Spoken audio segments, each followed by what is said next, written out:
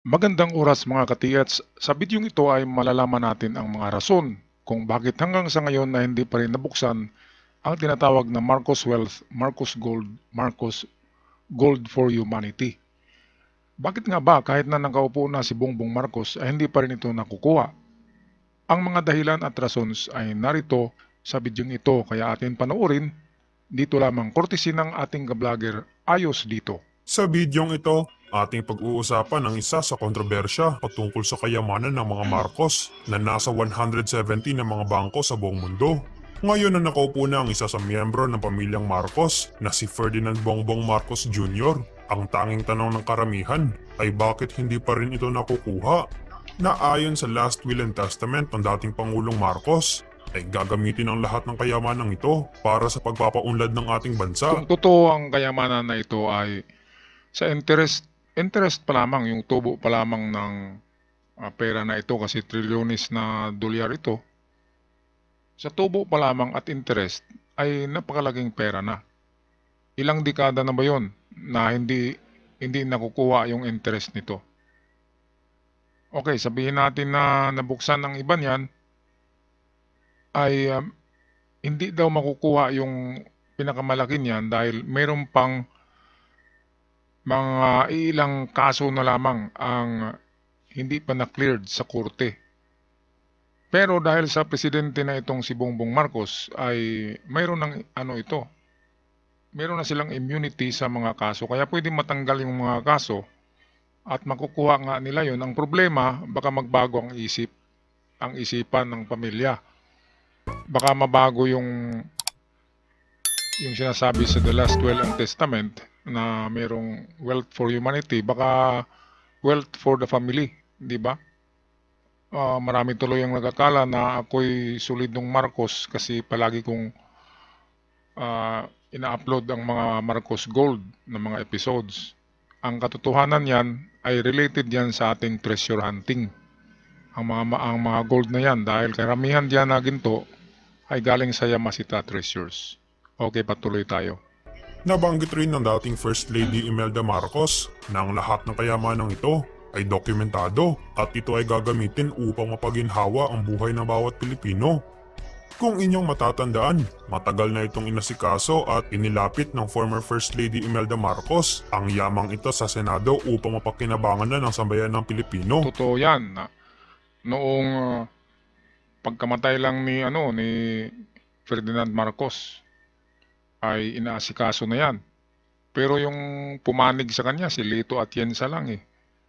Isa lang yung gustong mawala ang kaso nila. Kasi napakaraming kaso, 4,000 daw na kaso pinahil sa kanya ni Cory Aquino.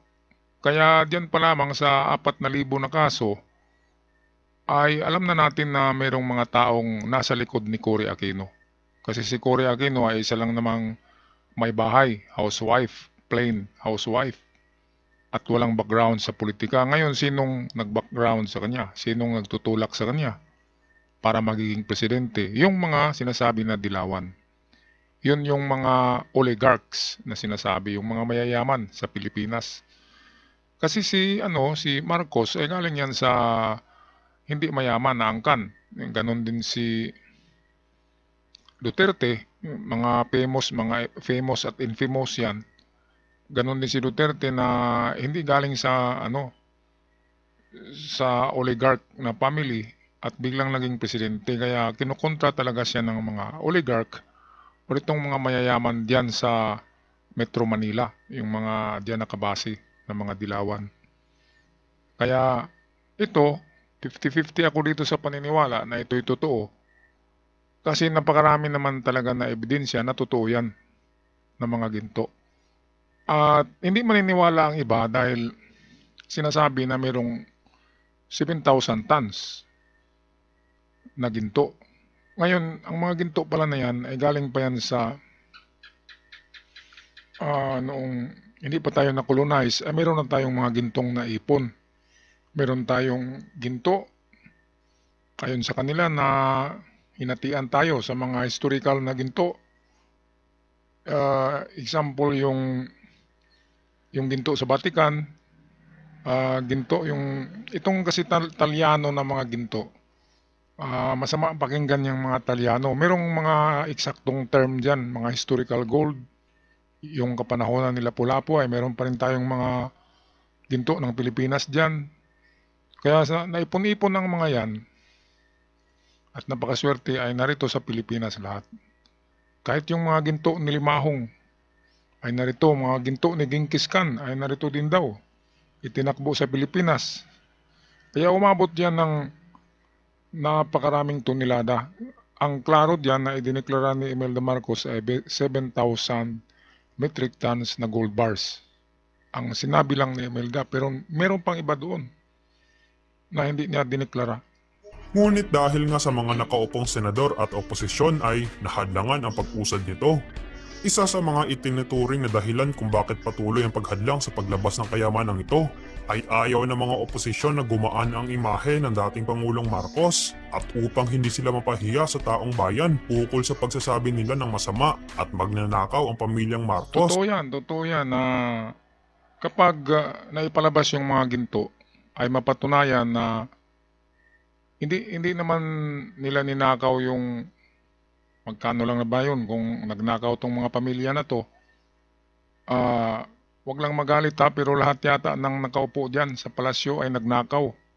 'Di ba? Hindi lang sinabi. Lahat diyan, kahit yung sila Cory Aquino ay nagnakaw din yun. Ibininta pa nga yung Saba eh. Yung Saba sa atin yun, ang nagbenta daw niyan ay si Pinoy. Kaya yun, pamilya na yun, meron ding ninakaw yun. Pero kinasuhan ba sila? 'Di ba? Walang nagkaso. Yung mga iba pang nakaupo diyan, nagnakaw din yan.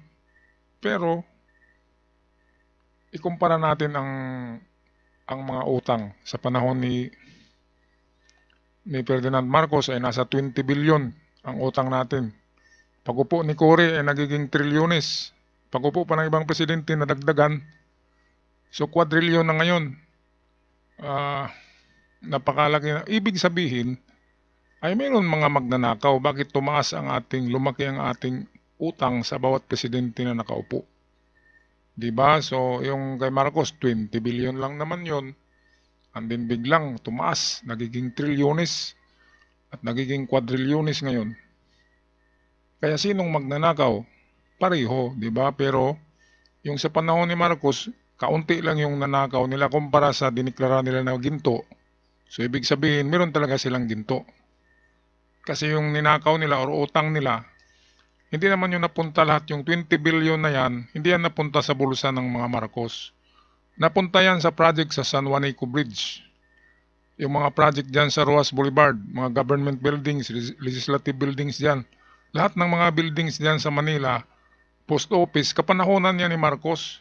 Kaya bilyones din ang nailagay niya dyan na project, na budget, kaya nagkautang-utang ang ang Pilipinas. Pero kung may napunta sa bulsa nila ay hindi umabot ng 1 billion. Pero yung kayamanan nila ng mga ginto ay bilyones. At ayon sa ating ka-vlogger dito ay hindi talaga ginamit ni Marcos yung mga ginto na yon dahil intended yon for humanity. Kaya kung nagnakaw man siya, nagnakaw siya sa kaban ng gobyerno, hindi doon sa ginto niya. Pero makikita natin na napakaraming project na ginawa ni Marcos, mga highways, mga government buildings sa lahat ng lupalop dito sa Pilipinas. Pero 20 billion lang ang utang ha. Ngayon sa kapanahon ni Cory, nandyan na yung mga Ninoy International Airport, kay Marcos pa rin yan. Pinalitan niya ng Benigno Aquino, pero hindi naman project niya yun. Yung mga sumusunod na presidente, kaunti na lang ang dinidevelop nila. Kasi na-develop na ni Marcos ang buong Pilipinas. Kaya nagkaroon ng utang na 20 billion pero kaunti lang yun kumpara sa mga utang ngayon. Kaya naman, ilang dekada nilang kinasuhan ang pamilyang Marcos, ngunit hindi pa rin nila mapakulong ang kahit na isa sa pamilya nila. Ito ay dahil sa mga mahihinang katibayan at kakulangan ng ebidensya sa mga paratang sa kanila. Tama. Ngunit dahil nga sa mga pagsasampan nila ng kaso sa pamilyang Marcos ay patuloy ring nasisira ang pangalan nila na siya ring pinakalayunin ng mga oposisyon at panatilihin ang masamang imahe ng mga Marcos. Isa rin sa mga taktika nila ay ang gamitin ng PCGG o Presidential Commission on Good Governance na itinatag ni Cory Aquino upang kunin ang mga kayamanan ng pamilyang Marcos at ipinalabas na ang lahat ng mga ito ay galing sa nakaw mula sa kaban ng bayan. Kung naalala niyo yung Golden Buddha na nakuha sa mansyon ni Marcos sa Baguio City, doon kasi itinago yun sa basement ng mansyon sa Baguio City ni Marcos. Nakuha yun ng PCGG.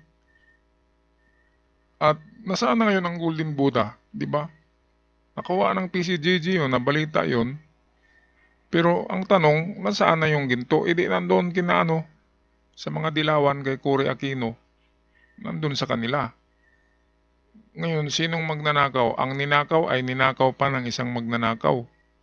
Kaya, yung mga sinasabi na magnanakaw, lahat yata ay nagnakaw pag nakaupo na dyan. Kaya wag na lang sana magsiraan.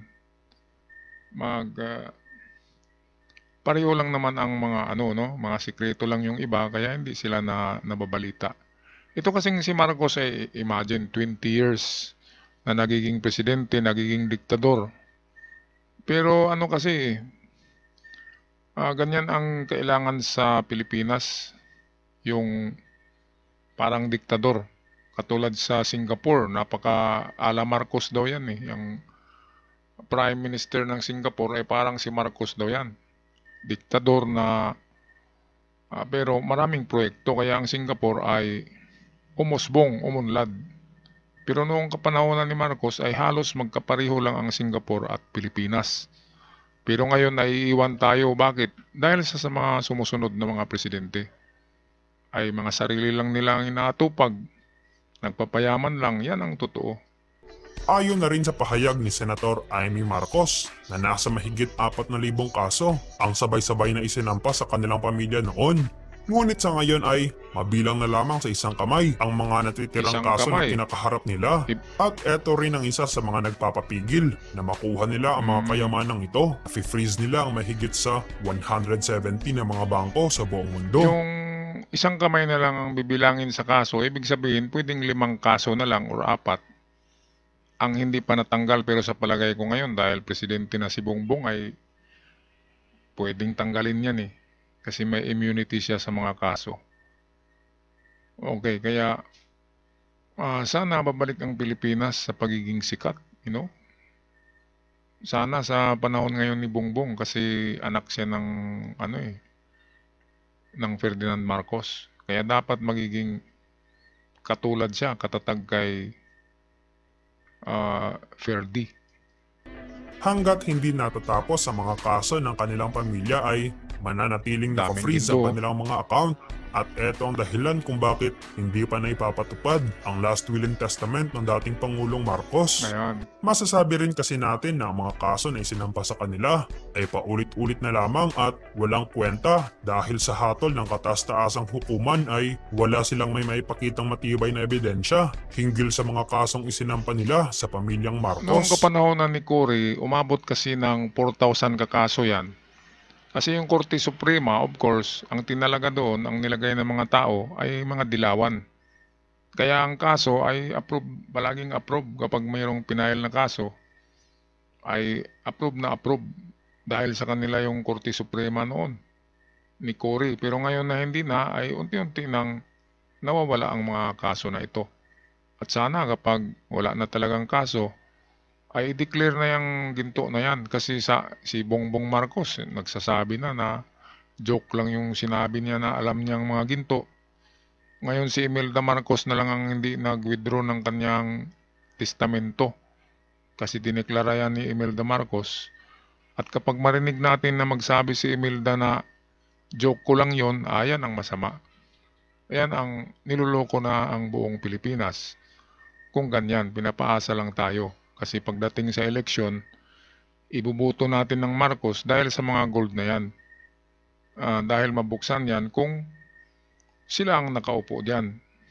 Ngayon kung sasabihin ng mama nila, ng nanay Imelda nila na guni-guni niya lang yon at gawa-gawa niya lang, anong ibig sabihin yung mga documents doon na 170 documents na nasa likod ng kanilang bahay, yung pinapakita palagi?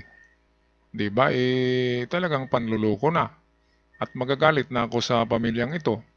Hindi na ako maniniwala. Kaya marami ang mawawalan ng tiwala kung ganyan. Pero sa ngayon na hindi pa sinabi ni Imelda ang ganyan, ay pwedeng mag-ano pa tayo, 'di ba? Pwedeng aasa pa tayo na sana bawiin ni Bongbong yung sinabi na joke at sabihin niya na totoo talaga yan at nabuksan na yan at ipamimigay na sa Pilipino sa paraan ng mga proyekto or mga subsidy na mayroong darating na pera sa bawat pamilya sa buwan-buwan. At pawang naging black propaganda lamang nila ito upang linlangin at sirain ang imahe ng pamilyang Marcos sa taong bayan.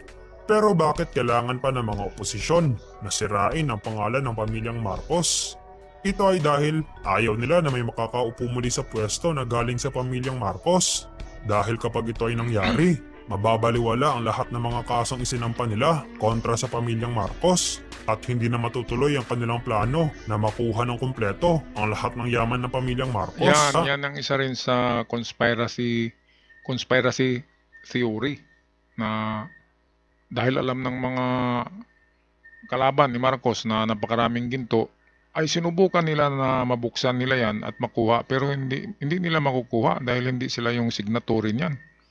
Ang mga signatory niyan ay ang pamilya lang ni Ferdinand Marcos. Kaya wala, hindi nila nakuha yan. Ang nakukuha lang nila Cory Aquino ay lahat ng pagmamayari ng mga Marcos, yung mga mansyon at yung 400 tons ba yun? 400 tons, hindi 4,000, 400 tons lang na gold bars sa Central Bank na that is Philippine gold bars na. Kasi mga minted, tinunaw muli ng mga ginto. Yun ay mga ginto galing sa, karamihan doon ay sa World War II, sa giyera. At si Marcos mismo ang nagpagawa ng Central Bank na yan. Pinagawa talaga niya ni Marcos as itong diyan imement ang mga gold, diyan tutunawin, diyan imelt at tatak ng Philippine gold bars ang mga gold bars na galing sa giyera para hindi na ito makuha pa ng mga Hapon o ng ibang mga bansa. Kaya gumawa ng Central Bank of the Philippines. Ang primary purpose ay tunawin ang napakaraming ginto. Yan ang ating nasagap ng mga balita. At kung hindi kayo maniniwala, ay itanong nyo sa ibang mga historian at sa ibang mga mahilig sa treasures. At sasabihin nila na totoo yan. At dahil nga hindi nila kayang ipanalo ang mga kasong isinampan nila sa pamilyang Marcos gamit ang PCGG, ay sa pilitan na lang nilang pinagkukuha ang mga pag-aari ng pamilyang Marcos. Ngayong Pangulo na si Ferdinand Bongbong Marcos Jr., sinabi niya mismo na paimbestigahan niya palalo ang mga kasong kaugnay sa kanilang yaman na marapat gamitin para sa taong bayan. Ang ginagawa ng PCGG ay kinukuha nila ang mga yaman ng pamilyang Marcos at pinapangalanan nila ito bilang nakaw na yaman sa kaban ng bayan. Ngunit pagdating sa kataas-taasang hukuman ay kahit kalan hindi nila ito napatunayan. Isipin mo, sa 4,000 kaso na isinampa ng mga oposisyon at PCGG laban sa pamilyang Marcos ay ni isang kaso ay hindi sila nanalo. Grabe, at sa no? loob ng 3 dekada ay bigo man lang silang may pakulong kahit ni isa sa miyembro ng pamilyang Marcos. Totoo yan, 30 years ago today ay wala talagang nakulong. May nabalitaan ba kayo nakulong? Kahit nga daw kalan kahit kaldero ay hindi mapatunayan na nagnakaw ng kaldero ang mga Marcos. Pero sa totoo niyan, yung utang natin na 20 billion, sabi ko na kanina, ay hindi naman lahat ang 20 billion ay napunta sa bulsa ng mga Marcos. Siguro 3/4 yan. Ay of course, meron talagang komisyon ang mga di ba? Meron ngang komisyon ang mga gobernador, ang mga senador, ang congressman, ang mayor, ay merong komisyon sa mga project. Lalo na ang presidente, di ba? Kaya yung 20 billion, napunta naman yon. Isipin nyo, legislative building, post office building, LRT, kay Marcos pa rin yan. Mga highways, tulay, At kung ano-ano pa diyan sa Folk Arts Theater sa Rojas Boulevard, si Marcos ang nag-develop niyan. Mga semento, national highways, kay Marcos yan. Mga tunnel, mga subway tunnel, mga flyover, kay Marcos pa rin yan. Kaya yung mga bilyones na utang na yan, ang masama kasi ay sinasabi na napunta daw sa bulusan ng mga Marcos. Anong ginasto sa mga project? Di ba? Tatayo ba yung mga building na yan kung hindi ginastusan? Kaya napakaswerte ng mga sumusunod na presidente kasi nagre-renovate na lang sila, Ninoy International Airport. Hindi nga yan pinangalanan na Marcos International pero ang nagpagawa niyan ay si Marcos pa rin sa International Airport na yan. Kaya napakaraming proyekto ng mga Marcos noon. Kaya medyo malaki ang utang pero hindi kasing laki ng mga sumunod na umupo. Nako, yan kasi sobrang paninira na yan. Kaya kinaklaro ko na, hindi ako maka-Marcos pero sa time lang ni Marcos na kaunti lang ang ating utang. Nagpapatunay lamang ito na karamihan sa paratang nila ay hindi totoo at nagdudulot lamang ito ng mas matagal na pagkuha ng kayamanan ng pamilyang Marcos na gagamitin sana para sa pagpapaunlad ng ating bansa sa pamamagitan ng mga naka-freeze na account ng pamilya nila sa mahigit 170 na mga bangko sa buong mundo. At tiyak na sobrang laki na ng interes na kinita nito sa loob ng mahigit 3 dekada. Kasama na rito ang sinasabi noon ng dating First Lady Imelda Marcos na 7,000 metric tons na ginto na handa nilang ibigay sa gobyerno para mapakinabangan na ng sambayan ng Pilipino. Okay, at sana ay lilitaw ng mga ginto na yan in the future. At sana ay totoong merong gold for humanity. At sana totoo na ang last will and testament ay nagsasabi na para sa Pilipinas talaga ang mga ginto na yan at sa ating mga kababayan para sa improvement ng lahat galing sa barangay, papunta sa syudad, papunta sa buong Pilipinas. Okay, napakaganda na mga ito, na mga parang fairy tale na ito eh. Kaya antay-antay lang tayo, mga katiats. Baka naman ay lilitaw lang talaga yan sa tamang panahon. Alright, ako'y magpaalam na. Maraming salamat. God bless the Philippines.